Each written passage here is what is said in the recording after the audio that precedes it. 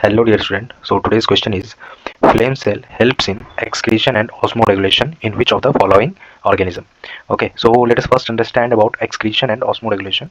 Excretion is actually the removal of nitrogenous waste from the body fluids. Okay, so it is the removal of nitrogenous waste from the body fluids or body you can say.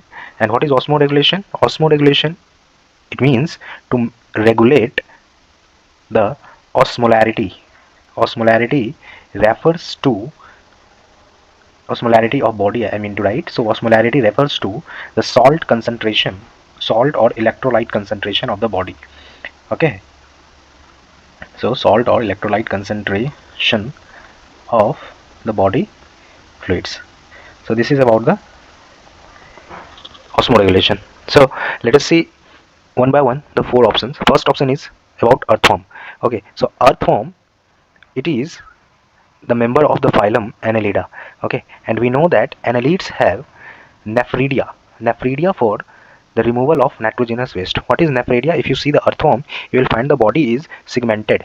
Okay, so segmented body means metamerism condition is there. So if you find that what is nephridia, so in each segment there is a tubule, coiled tubule like structure that opens on the surface of the body, and this coiled tubule have the nephrostome, that is the another opening in the one unit. So for example, there is a unit A of the body and the other unit is B. So you will find that whatever the body fluid is present, it will be transporting towards the this coiled tube like structure that I have drawn here, and from this coiled tube like structure the fluids will be excreted, the waste fluid will be excreted out of the pore, and this whole structure is called nephridia and the pore is called nephridial pore.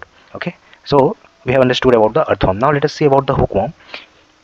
Hookworm is actually belonging to the phylum Aschelminthes.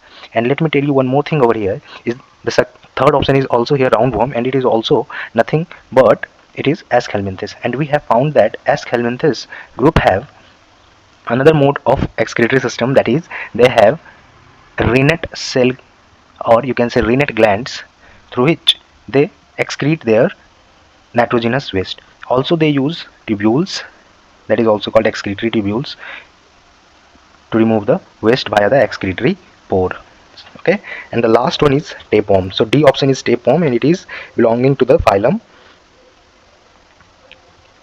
Platyhelminthes.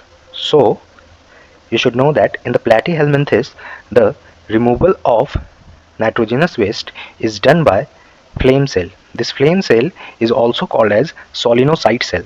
Okay, so if you see flame cell, it has a cap like structure. Okay, and in this cap like structure there is nucleus, and from here cilia travels.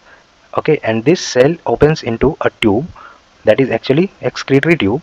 So it is little bit like flame, so this is called flame cells. If you see them working, you will find that they are little bit like flame, because the body fluid will travel inside the cell due to the movement of the cilia moves like flickering candle flame. Okay, so when the fluid moves inside the cilia, it gets filtered and it travels into the excretory pore and then up to the surface of the body, and from there it will be removed out. Okay, so in this way tapeworm, being the member of Platyhelminthes, use flame cell for their excretion. So this answer for the question is correct, D.